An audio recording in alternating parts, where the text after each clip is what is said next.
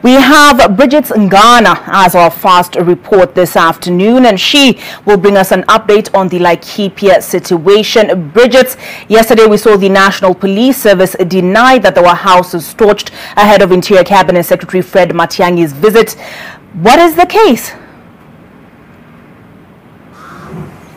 Well, we'll give you an update of what is happening here today. And right now we are at the Ol Moran police station.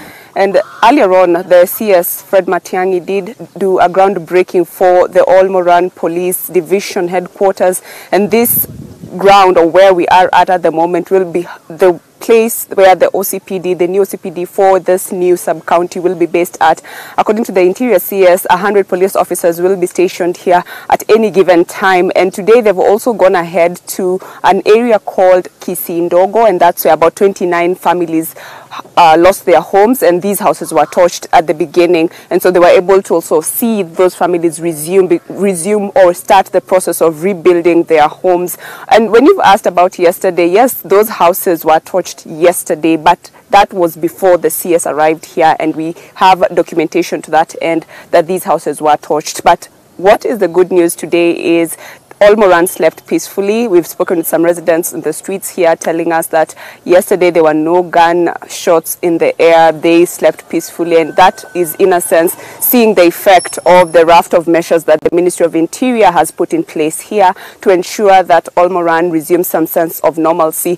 Again, the CS today was very categorical, saying that by Monday learning should resume, and they are intent on having that in effect, or seeing that children go back to school, because for the past almost 14 days since the back and forth in the skirmishes here, schools were closed. Parents are also fearful of taking their children to school.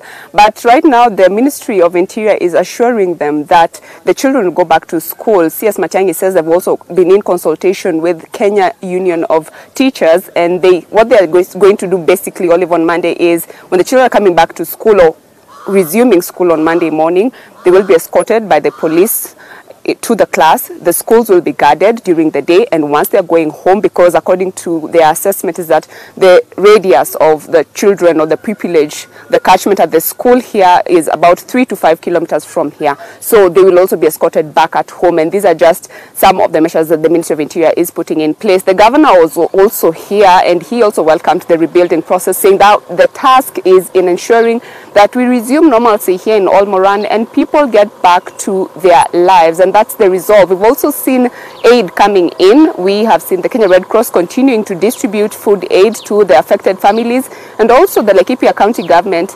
Just as we were about to go live, there was a lorry that was being escorted to the main grounds in Ol Moran, where residents will also get to get some food aid and just to pick themselves up. I think today the story is just about rebuilding their lives back and getting to ensure that the government presence here is felt.